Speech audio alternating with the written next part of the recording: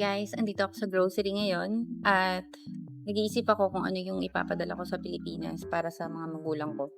Actually, sana bibili ako ng mga groceries para ipapabox ko pero parang mas gusto kong bumili ng um, vitamins para sa kanila. So dito sa Tesco natagpuan ko itong mga vitamins na kasi ang mga magulang ko napakahirap nilang painumin ng mga capsule-capsule ganyan. Actually binilan ko sila ng, yung tinitimpla na barley. Kaya lang hindi nila talaga iniinom, nasayang lang. So, I hope this one, juice form, yung tutunawin lang sa tubig. So, baka puwede 'to sa kanila. So, try natin kung iinumin nila. Pero I hope so inumin nila kasi galing pa ng Europe, 'di ba? So, this one. This is for my mother. This is a 12 tube with 20 pieces each and 20 days each.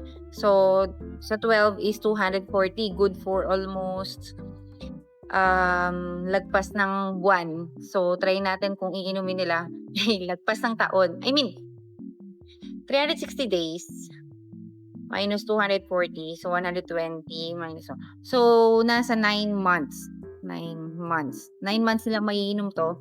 So, isa nanay ko ito, calcium, kasi kailangan niya para sa, sa rheumatism.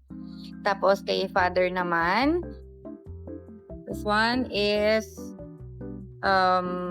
vitamin C and zinc para sa mga diabetic and good for diabetic, and this also magnesium, good for diabetic. So this all good for my mother and father, my parents. So kailangan nila ng vitamins at kailangan kong umisip ng vitamins na hindi sila mahihirapang ipainom sa kanila kasi sobrang napakahirap nilang painumin ng mga capsule, mga tablet, or yung tinitimpla sa